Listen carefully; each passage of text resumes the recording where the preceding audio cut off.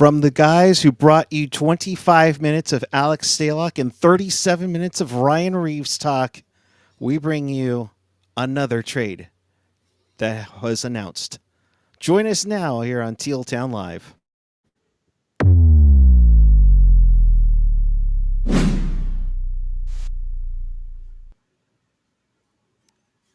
And we say good evening. It is July 25th, 2025.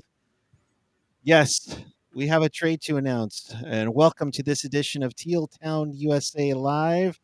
Live interactive. If you're watching us right here on YouTube, you know the deal. Be a part of the show. Join the conversation with us and fellow Sharks fans all over the world on the YouTube page or the app. You can follow us on the socials. You can find everything at tealtownusa.com. And if you want to support the pod, you can do so on at tealtownusa.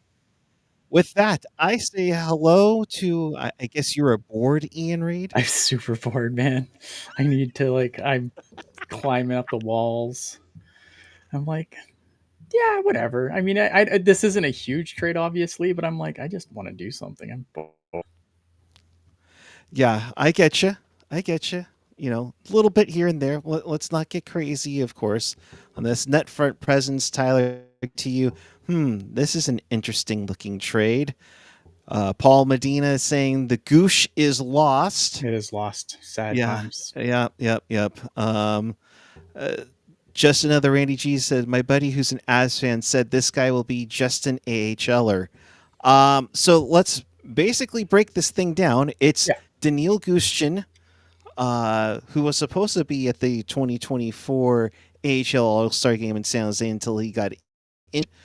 5'8", knows how to score points, in preseason finales. Yes. I mean, kudos to you for having an epic night in Vegas that night last season. Going to the Colorado Avalanche, change for Oskar Olausson. Tell us about this guy and are we okay with it? I don't think I'm ever going to be okay with. I like Danil Gushchin. I understand that he could be a frustrating and kind of polarizing player, and I understand that. This is he was a lot of people are going to say, well, he never really got a chance, and I think there's some truth to that. I think when he in his limited NHL action, I generally liked what I saw from him. Like, I thought play moved the right way from Gushchin when he was on the ice. Did he, was he a player? No. Did he make mistakes and get benched for the rest of the game? Yeah, of course that's a thing that happened. But for me, I always liked the player. I think that he put up goals. I mean, scoring goals is hard. Now, he didn't do it in the NHL. And I think if he had scored probably more in the opportunities he was given, then maybe we're not having this conversation. But the reality is that have a lot more players that are starting to make the jump to pro hockey. Now you've got guys that are potentially going, I'm going to say potentially here because I don't know what's going to happen. I don't know who makes the Sharks, who makes the Barracuda, but you're bringing in Casper Halton, you're bringing in Quentin Musty, and you're bringing in, who am I missing? Igor Chernyshov. Right. These guys are all going to be coming in. These guys are all going to be looking to take big roles on the Barracuda. If all three of them could be there right now. I think that Chernyshov of those three has the best opportunity to make the Sharks out of camp. I think so. Although now with the guys that the Sharks have signed, I'm not as confident that he's on the opening roster now. So there's a very real world where all three of those guys are could to start the season. So when you have guys like that coming in, especially guys of a higher draft pedigree like those guys are, it is going to start pushing guys out, right? And you have to remember that Gushchin is a third-year pro at this point. He's been playing pro hockey for like 3 years now. So it's unfortunate because it's a player that I do like. I do understand the criticisms of his play at times. Like I know he drives Lacey absolutely bonkers sometimes, and I get it. Like I totally get it, right? Right. But at the same time, it is that thing in the rebuild where it's like you can't really attach to anybody, and you have to clear room for other guys. And unlike Thomas Bordeleau, like I still think Thomas Bordeleau getting moved was still a head scratching move for me, because I still think like you have all these wingers, but you kind of don't have any centers for them to play with. Gushchin being gone, I kind of feel like it wasn't a surprise. Maybe it was a surprise that it took this long, but it wasn't like I'm not shocked this happened. I kind of, this was the way it was going to go, especially after he was qualified and there was no contract quickly after. I thought that this is probably the way that it's going to end up. Now, in Olausson, the player they're bringing in, again, the numbers don't pop. 26 points, I think, is his best. AHL season so far, as opposed to Danil Gushchin's 51. Like, if you look at the amount of, actually, let me just finish on Olausson first, and I'll go on to the other point. But yeah, it's another guy. Now, this is a guy who can play some center, but again, it's like you have a lot of like these. They have a lot of this guy on the Barracuda, right? And I think Cam Lund's probably going to start the season on the Barracuda. He's probably your 1C.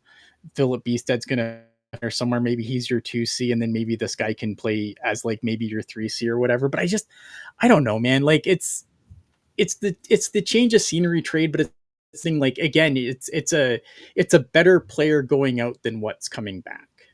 And I think that's continues to kind of be a trend in these trades. And I understand that, I don't have any illusions that, Gushchin's going to bring back Connor McDavid, but I still think like even the most ardent Mike Grier defender, and I'm not going to make this like, oh, Mike Grier's the worst ever, but like this is a trend at this point, right? It's a taller guy who, plays a little more physically. I don't know enough about the player, so I'm not going to say that this guy's another knuckle dragging guy. I don't know that to be true. He is a former first round pick with the Colorado. He's in the 2021 draft, I believe, 28th overall. So I mean, like, this is a guy who comes back with like a little, like he had a draft pedigree. Obviously, I don't think these COVID drafts are good, mind you. Like I think that we're going to look back at these COVID drafts and we're going to probably shake our head in a lot of these players that probably way higher than they should have. I think it's going to be like, I'm fascinated that when we get a couple more years out to kind of go back to these COVID drafts and be like, what have we done? Yeah, it's one of those things because, of course, you talk about Olausson was 2021 28th overall. You talk about Gushchin, who was in the 2020 draft, third round. Yeah. It's one of those things where you kind of have to gamble on it a little bit. But it's tough to pinpoint, and I get that. However, like you said, this is a move where it's quite obvious. I think you're going for height. I think Mark, it's definitely a bigger player coming back. I think the Florida Panthers have ruined the NHL.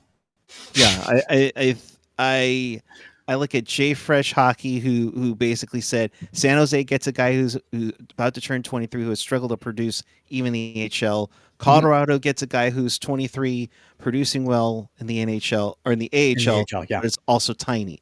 And I know Mark was mentioning, he hasn't produced at any level. Why trade a guy who can at least dominate the AHL for a guy who can't even do that because he's 6'2"? I mean,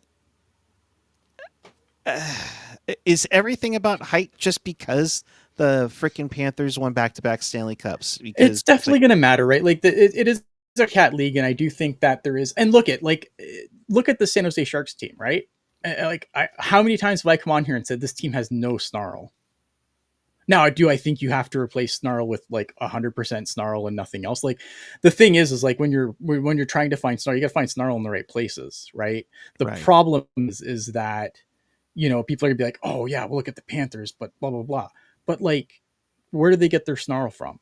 They get their snarl from guys like Sam Bennett, who Conn Smythe winner, Matthew Tkachuk, who is again like elite talent, right? Like they get their snarl from bigger. They have snarl from guys who are actually good at hockey at the same time. And I mean, obviously, look at now when you look at like the Sharks and the rebuild and how it's going, like they don't have that. Like Macklin Celebrini, I love Macklin Celebrini, but there's no snarl there. There's no snarl in Michael Misa. There's no snarl in Bill Smith, right? So they're behind it in other places, but I don't know, man. It's it's not good. The thing that concerns me about this though is that I don't like this Barracuda team. I'm not sure what it's going to look like next year. I feel for Davis and Carey. I mean, uh, I mean, are you banking on Haltonen, Musty, Chernishev to Well, that's if what they because that's gonna be the argument, right? Like because now that Gushchin, Bordelot, and Podorowski are all gone, you've lost 72 goals, 90 assists, and 162 points for a team that struggled to score? for right.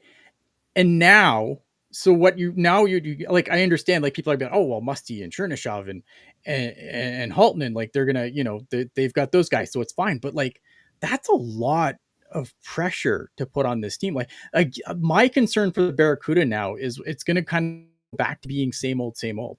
It's going to be a Barracuda team that's going to be the youngest team in the AHL. It's going to, it's going to kind of have like a lack of veteran presence again. Like to me, I wonder if, because when we looked at the Barracuda last year, they brought in a lot of guys. And I really, really wonder if that was because they didn't want to put the usual Barracuda team they built in front of Yaroslav Askarov. And now that Askarov's going to be on the Sharks, it's back to it was the youngest team in the league constantly. And I look at can those guys come in and replace all those points? Yeah, I think they can replace some of them. I think it's reasonable to expect that some of these guys are going to come in and replace some of them, but I just think it's a tall order to ask those three guys to come in their first season of pro hockey and replace 162 points. That's a big ask. It is, and that's my concern, right? It's a big ask.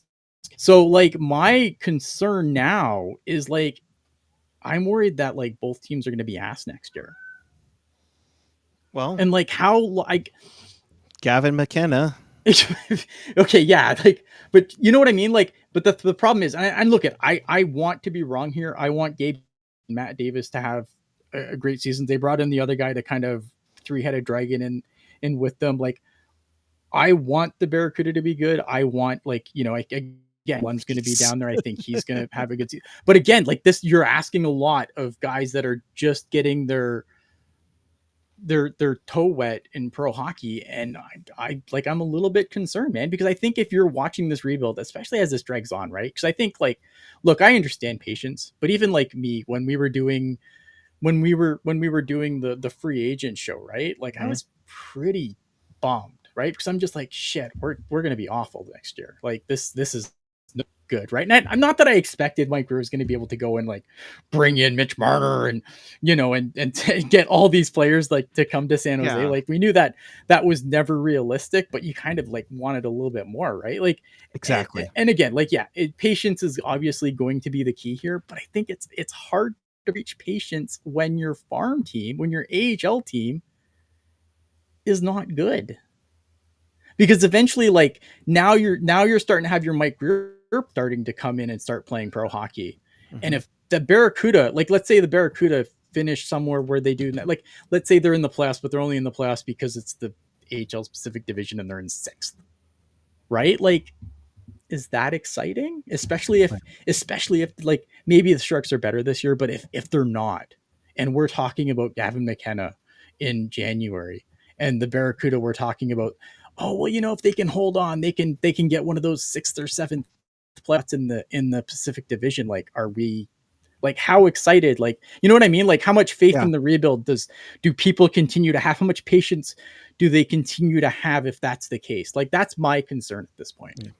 No, and that's the problem is that you need to have progress, and I think not just for the Sharks, but I also think for the Barracuda, who I think we're ad nauseum saying, these guys should probably be a little bit better than they already are. Yes, I mean they went all in last year. I thought they like last year to me was their year to make some noise. Like I'll look at if they can make some noise this year, like I will be here waving the pom-poms for them, right? Absolutely. Like 100%.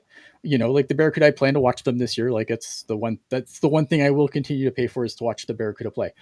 But I don't know, man. Like but it's a lot to ask. You're putting a lot of young kids in a rough situation. And yeah, there are going to be guys back that are going to help them along. Like Colin White will be back, and Giles will probably be down there too. Like there's going to be guys down there that are, but again, like, but you know what I mean? Like, but you're going to have a lot of guys getting their first taste of pro hockey again. Right. And it's just, I don't think it's a recipe for success. I think anything that they get out of it will be fine, but I don't know, man. Like it's just, I think people are going to start getting a little rest. Like I understand. I'm excited for the future as anyone. Like obviously, look what they're building. What the foundation of what they're building. I love Sam Dickinson. I love Michael Misa. I love Macklin Celebrini. I love Will Smith. I love like what they're building. But man, it's like you want to start seeing. I don't know. You need to see progress. Yeah. And I think we should have had a little bit more with the Barracuda. I think the Sharks, doing what they did last year, a little tough to expect it. You expected a little bit more. Yay, we got a little more. One more win than we did the year before. Mm-hmm. But I mean, you kind of saw what you had Askarov, you had Portorowski, among others, to take their game to the next level. And yeah, I get it. You're going to have Musty there, Hull, Chernyshov, Beasted, et cetera, et cetera. That's a lot of pressure to put on the kids. Is it the time to do that? And I'm not sold just yet. But hey, I'll be more than happy to be proved wrong. Right. That's me too. Right. Like if the Barracuda come out and they're absolutely gangbusters, like I'm gonna be like again, I'll be there as happy as the next person to see it. I'm just worried that they kind of changed the way that things worked because for Askarov's sake and Askarov's sake only. And now that Askarov is going to be on the Sharks, like I just wonder if that was the thing. And I don't know anything. Like, what do I know? I'm a guy on YouTube, but like it just.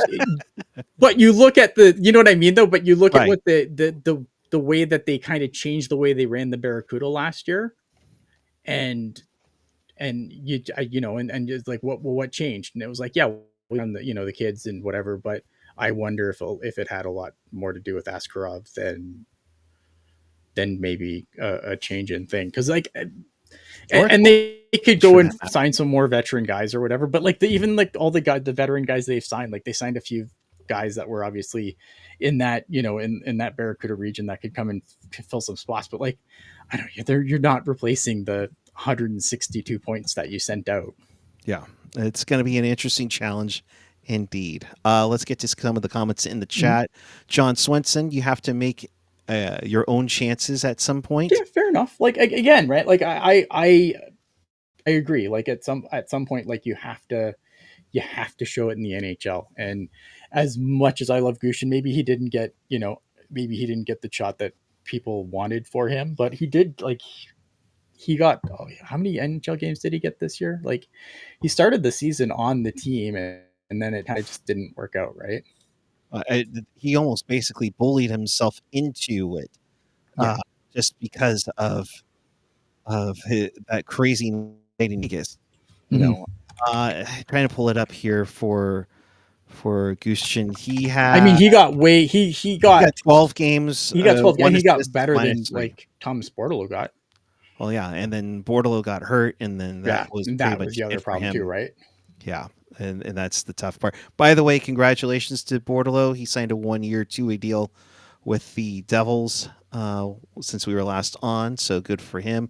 I would think. I will too that Gushchin did like immediately after being traded did sign a 1-year deal to play with the Colorado Avalanche, because there was a lot of wonder if he was just gonna, even though the Sharks qualified him, was he gonna pull a Shemolevsky and bolt to the K? Yeah. It'll be interesting to see how that goes. You're good. I mean, just another Andy G. How do you not get a chance with the little last place team? Well, I mean, he did. He had 12 games and this. So we'll see how that goes for Colorado. Obviously, I would have to think he's going to be an Eagle there, and like a guy in his dogs. Yeah, that's going to be a hard nut to crack. Yeah, I mean, although he'll be a nice fill-in for if someone on McKinnon's line is on there. That front presence saying Gushchin was a decent player fundamentally, but as Ian's saying, doesn't really up to snuff compared to the rest. I wonder if him getting pushed down the depth chart angered him a little bit.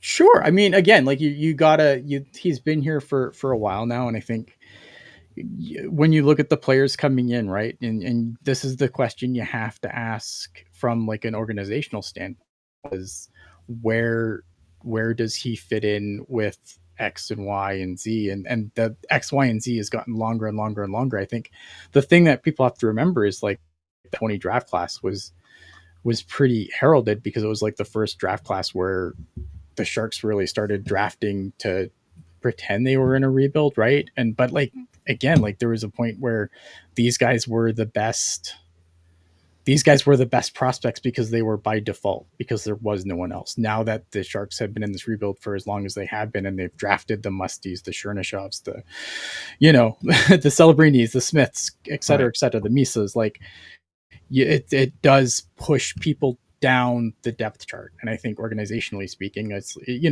like where does he fit in when this is a finished product? And Yeah. I don't know where he would fit in, right? And I think that's the and that's the challenge, right? It's because you have to kind of balance the conversation with, okay, where does this guy fit in overall organizationally, and then but I still think you have to look at like the impact on the farm team at the same, which is I think where my more coming from at this point is like, yes, okay, maybe they're not in the future as Sharks, but like, are they leaving holes in the farm team? Whereas I think Thomas Bortolo did, Gushchin probably not, based on the guys that they're probably going to have available to them down there Mhm. this year.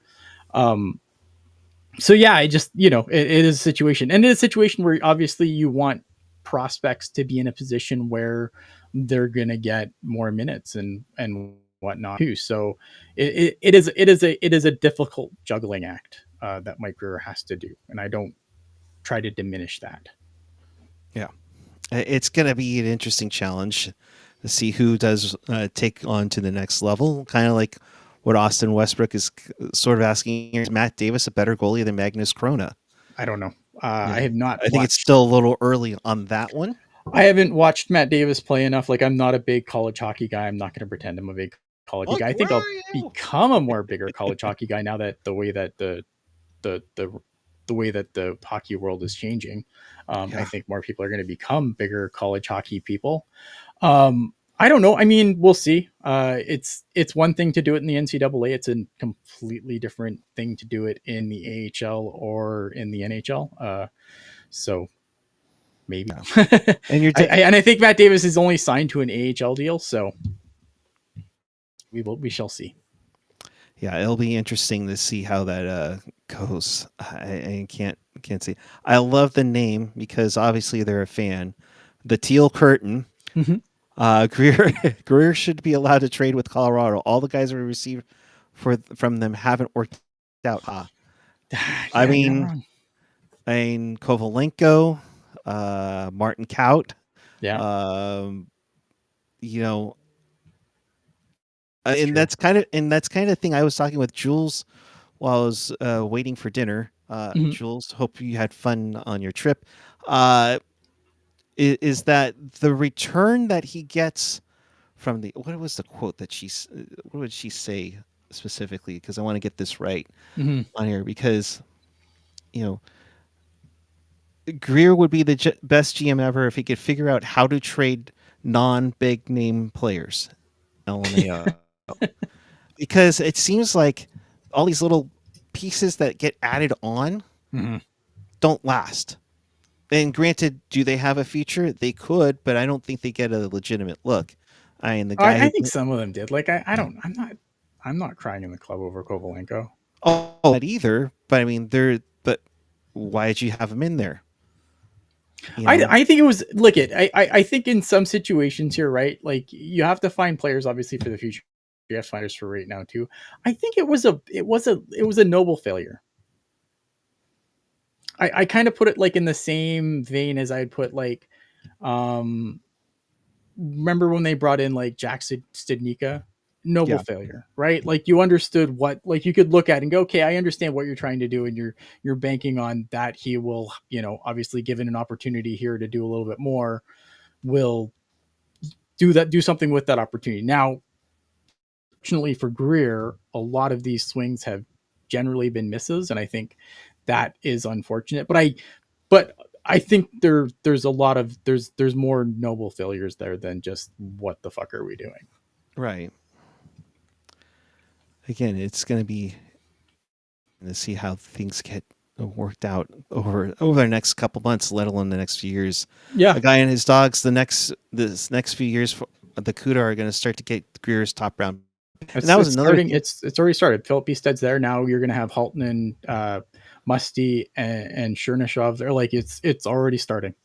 And that's another thing too. We'll mention Curtis Pashelka's tweet earlier today, saying that's also pretty much do it for the once heralded Sharks 2020 draft class. Although Mhm. Spitserov is still on the team until August 15th, that had Ozzy Weisblatt, Thomas Bordelot, Tristan Robbins, Danil Gushchin, Brandon Coe, Alex, I forgot Adam Tristan Robbins was Raska, gone. Linus Oberg, and Timothy Spitserov, which was the Mhm. last pick they had pick Yeah, and 210. like and his rights will be done. I think on August 15th. Like Yeah. his rights will be gone. So it's basically it's a wash for that draft class. I look at I think we can definitely say at this point that the Doug Wilson Jr. drafting has been an absolute fucking disaster. And we thought, it's funny because we were so high on that class when it happened, but again, Yeah. it was a situation too, right, where it's like these guys were the best guys they had, though. All right, like at one point, like these were the Sharks' best prospects, was basically that draft class. um and it's unfortunate, but yeah, I mean, looking back, like it doesn't look good on Doug Wilson Jr.'s draft record for sure. For as much as we like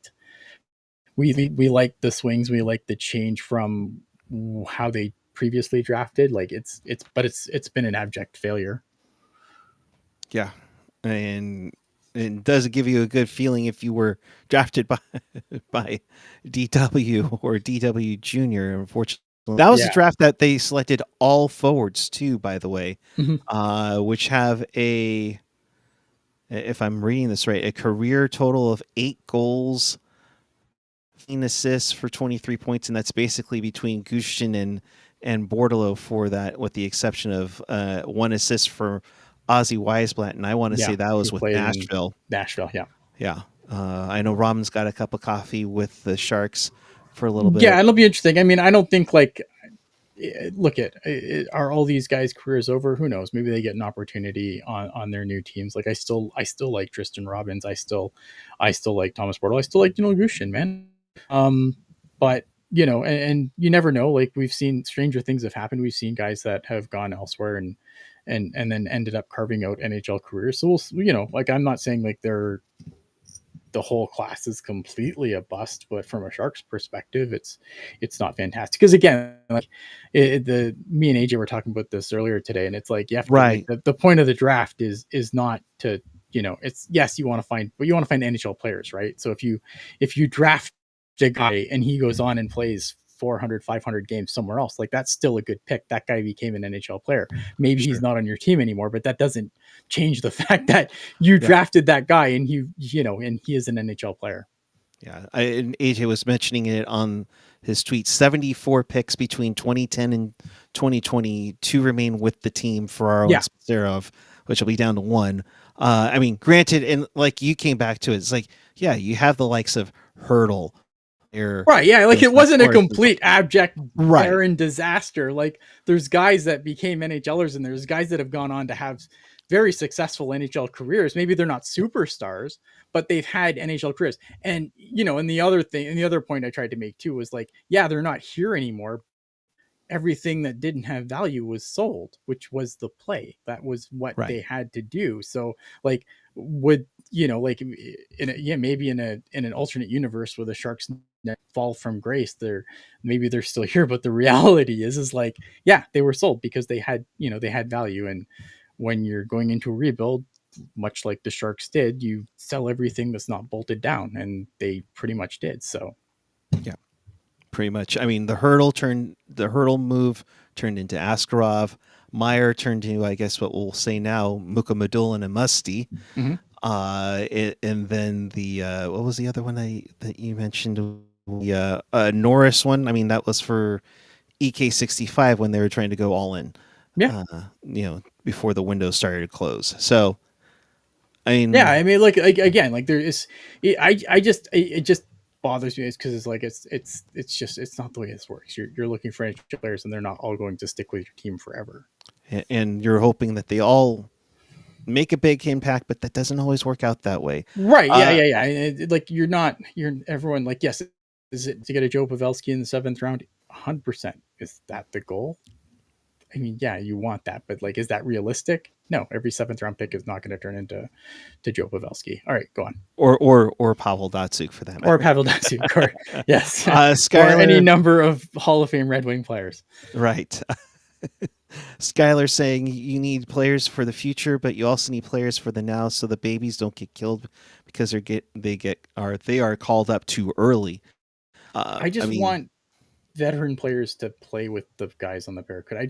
I get worried about like too much being on shoulders of guys playing their first year of pro hockey. Because even Cam Lund had a cup of coffee with the Sharks last year. Obviously, signed his ELC out of college when his college season was over. But let's get it twisted. Like this is his first year of real pro hockey, like doing a trading camp and everything. And you know what I mean? So yeah. it's a lot. It's gonna be a lot to ask, in my opinion, of what they have.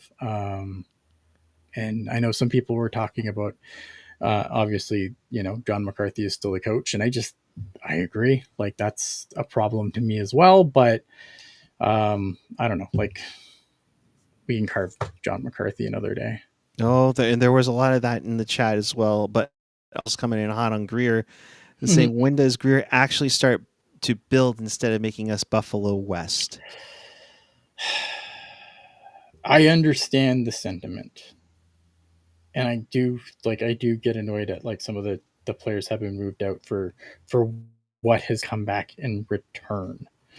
Right. But I think you have to ask yourself, when this is all said and done, given the players that are in the pool now, where did Thomas Bordeleau fit? Where did Danil Gushchin fit in the final piece? And I don't have the answer to that question. And I don't know. I don't it think they do. and for that matter, I think part of the thing is where would Fabian Zetterlund fit in this top six? Fabian Zetterlund could still play. Fabian Zetterlund can be in your top six this year, Right, but in the even future, given who you brought in. where we can Zach maybe, Ostapchuk could be on the Barracuda this year, yeah. And is or that he's a considered healthy scratch. I don't know, man. Like a fail on Greer if Ostapchuk starts the year in the AHL? it doesn't look good. I don't know if it's a fail. A fail is a really hard word. It's not. It wouldn't be a good look, Yeah, in my opinion. It would not be a good look. yeah, yeah, and that's the thing. And Jules chiming in, Greer's downfall that his players he feels doesn't fit, and he gets less value back for, and that's the tough part. You know, Teal Curtin saying if Wilson was still there, he would have traded spare parts for Nylander and some Star Demon. Whether we want to admit or not, the dude was a wizard with trades. Yeah, 100%. DW, yeah, and I think that's the other thing. DW was a wizard with trades. I think Greer and company are wizard with their He's brought draft in people picks. that are he's yeah. Mike Greer has made big changes to the scouting department that have made things for the better. Like Mike Greer's done a lot of good. Mike Greer's brought in Thomas Spear, who I think has gotten a lot out of goalies that I wouldn't expect him to get much out of. So like there's things that Greer's done that have been good. I don't know. Like, again, like people need to chill on stuff. He needs to show me something. Like I don't have to chill until he shows me something. Yeah, and people have to chill on I'm not Ostapchuk. labeling him a failure. I'm just saying No, I haven't seen it yet. I'm not saying that there's going to be nothing to see, but I just saying like based on what I've seen so far, based on who's on the Sharks forward roster looking to be on their opening night, like I just don't know where he fits. yeah, and trust me, we can have an hour-long conversation on how the Sharks make their 12 forwards on October 9th for opening night. It should be quite interesting how what that whole argument. In fact, And that's Mike summer Grier's good at content in tanking. half That's right true. there. Yeah, I'll give Mike Rick credit. He's good at tanking. But I'm, and I will say this until I'm in the face. Selling everything is the easy part. That's the easiest part of the rebuild. And I know some people will clap back. Oh no, those contracts Doug Wilson signed, they're impossible to get rid of. No, they're not. Like, there's like good players, teams like good players. You just have to retain some salary and do what Mike Grier did. Like, the easy part's over. That's the thing, right? And I think that's the one thing that we do have to remember is the easy part is over. Yeah. There's nothing left to sell. So it's time to do the building, and the building's the hard part. So we'll see. Yep. Absolutely. All right. I think that will do it for us. In case you missed anything, or you want to watch this again, of course, check us out on tealtownusa.com.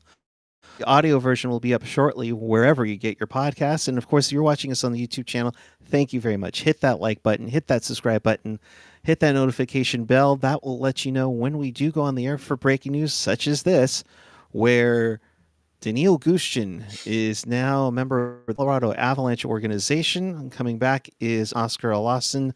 He had 26 points last season with the Colorado Eagles. He got in a couple of games with the Avalanche, 4 in his NHL career. A much harder forward group to crack, obviously, but yep. We'll see. We shall see. Ian, your final thoughts before we call this one a night? Yeah, I don't know. I mean, it's like I said, I was bored, so we did a show. We did 40 minutes, which is fucking amazing. Because I again, it's funny because before the show, I'm like, remember when we took all that crap for that Alex Stalock show where we got Alex Stalock back and we didn't? It was like a 25-minute show. And we got so much heat, so I can't imagine the heat we're gonna get for a 40-minute Danil Gushchin AHLer for an AHLer trade. It's gonna be good. Hey, JD did a show about it as well. It's not our fault. All right. John, really quickly before we get out of here. So in both of your opinion, how many years in the postseason? Until we're back in the postseason. Oh, it's going to be a few, right? Mm-hmm. Like, as much as I hate that, like, I don't know. I don't see, like, they're not there this year. Nope. Things like, look at, I don't know. It's hard to say, right? Because I want to see what Macklin Celebrini does this year. I want to see what Will Smith does this year. I kind of want to see another year of some of these pros taking another step, especially like the big guns, right? Macklin Celebrini, Will Smith. I kind of want to see what they do in their sophomore seasons, because sophomore slumps are absolutely a thing. So, look at, maybe they come and they tear a little more bullish on this team going forward, and maybe it makes the Sharks a little more bullish as bringing in players to complement some of these guys. And I mean, we don't even know, like, completely absent from the conversation, we still don't know what Michael Misa is doing. Michael Misa hasn't signed his ELC. He is not committed to an NCAA program. So who knows, right? I don't know if I don't know. I would like a guy and his dog saying 27, 28. That's ideal in my opinion. But I'm not sure, man. Like, I'm not sure. I need to see another year of Celebrini Smith, and I want to see what Michael Misa is doing. I would hope for 26, 27, but I think 27, 28 is probably the best. 27, 28, I feel is like where you probably want them to be back in the playoffs, in my opinion. Yeah. That should be the goal. Yeah. But we'll see. Net front presence, before we go, I would say the Sharks will battle a lot next year. Will they make it? No. Idea fringe teams depend on things like injuries, and being, look at maybe Askarov just goes fucking off, and and if this team goes off out of his mind, that could happen, right? I get, but there's a lot of things that I just need to see. But I feel like 27, 28 is probably where you want to. Yeah, yep. If they're not there at that point, like, I'm starting to scrunch my eyebrows and say, what's going on? Yeah, indeed. Is that Cali Finn jersey look like a Sabres jersey? Yeah, that's yeah. All right. We will be back with you in the near future with some more content. Appreciate each and every one of you. And until then, keep it real, keep it teal, keep it real teal. Have a great night, everyone.